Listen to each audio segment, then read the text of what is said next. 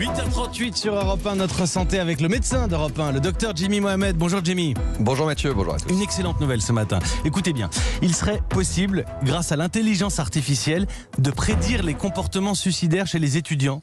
Oui, c'est ce que nous apprend cette étude menée par l'INSERM et l'Université de Bordeaux. Les chercheurs ont mis en place, grâce à l'intelligence artificielle, un ensemble d'indicateurs de santé mentale qui prédisent avec précision les comportements suicidaires des étudiants. Pour cela, ils ont suivi plus de 5000 étudiants durant 6 ans et parmi eux, 20% ont présenté des comportements suicidaires. Et grâce à cette intelligence artificielle, ils ont identifié 4 symptômes ou caractéristiques qui ont pu détecter plus de 80% des comportements suicidaires. Alors justement, quels sont ces critères prédictifs d'un comportement suicidaire ?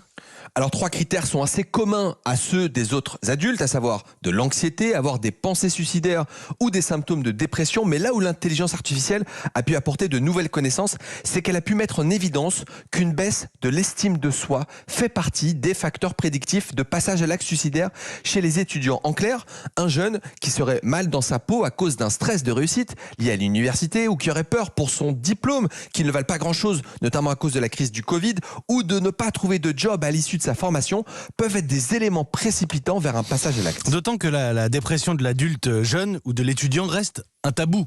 Oui, et c'est vrai que cette année, j'ai essayé d'aborder des sujets un peu plus légers dans la matinale, mais je tiens à vous rappeler l'importance d'une détection précoce des comportements suicidaires pour permettre justement un accès à une prise en charge adéquate. Je vous rappelle que le suicide, c'est la 2e cause de mortalité chez les 15-24 ans et que les étudiants sont particulièrement exposés à ces risques et encore plus avec la période Covid qu'ils ont pu vivre en sacrifiant, si on est très honnête, presque 2 années universitaires de leur vie pour les plus anciens.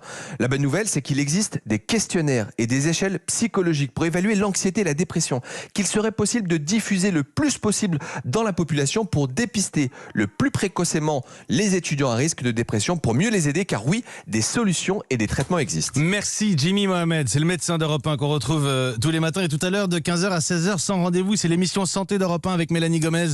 Oui, il y a un sujet qui pourra peut-être vous aider, Mathieu. On va parler de troubles de l'érection et vous allez voir que là encore, des solutions existent et que ce n'est pas que dans la tête. Tiens, on parlait de tabou. Hein Jimmy on va enlever un Mohamed. autre. À tout à l'heure 15h sur Europe 1, bien sûr.